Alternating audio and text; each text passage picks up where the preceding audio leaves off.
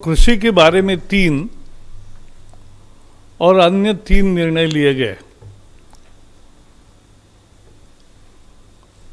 कृषि के बारे में ऐतिहासिक फैसले हुए हैं। किसान की 50 साल से जो मांगे थी वो आज पूरी हो रही है। पहला अत्यावश्यक कानून इसेंशियल कमोडिटीज एक्ट, अत्यावश्यक वस्तु कानून, उसमें किसान हितैषी सुधार किए गए हैं। यह कानून कब बना था? बहुत पहले बना था, जब देश में किल्लत होती थी। आज कोई किल्लत नहीं है कृषि उत्पादन की, बहुतायत है। और इसलिए ऐसे समय ऐसे बंधन डालने वाले कानून की जरूरत नहीं थी। पहले तो मुझे याद है, शक्कर राशन पर सस्ती मिले इसलिए किसान के शक्कर पर भी लेवी होती थी।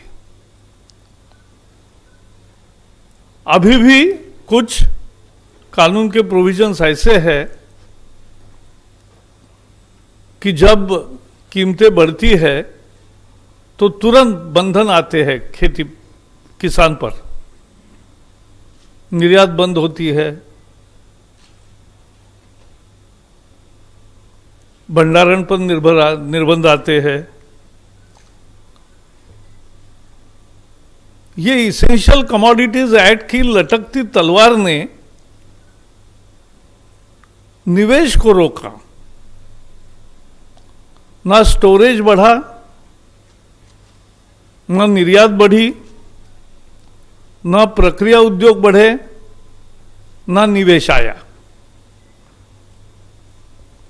आज इस लटकते तलवार को खत्म किया है और इसका परिणाम होगा कि किसान को अच्छी कीमत मिलेगी। अनाज, तेल, तिलहन, दाल, प्याज, आलू, ऐसी वस्तुएं इसेंशियल कमोडिटीज एक्ट से बाहर कर दिए गए हैं। अब किसान को तय प्लान के अनुसार वो निर्यात कर सकता है, भंडारण कर सकता है। ये सब सहूलतें उसको मिलेगी। और केवल जब बहुत ही विशेष आपदा होगी, कोई प्राकृतिक आपदा आई या अत्यधिक महंगाई हो गई या कोई युद्ध हो गया, इस तरह का कोई कारण है बड़ा, तो ही ये बंधन फिर लग सकते, नहीं तो लगाने की जरूरत नहीं है। एग्रीकल्चर प्रोड्यूसर मार्केट कमेटी के बंधन से किसान मुक्त हुआ है। किसान कहीं भी उत्पादन बेच सकेगा। ज्यादा दाम देने वाले को बेचने की आजादी मिली है किसान को। और एक वन नेशन वन मार्केट के दिशा में हम आगे बढ़ रहे हैं, जिसकी जानकारी, बहुत अच्छा कानून आज अध्यादेश की चर्चा हुई है।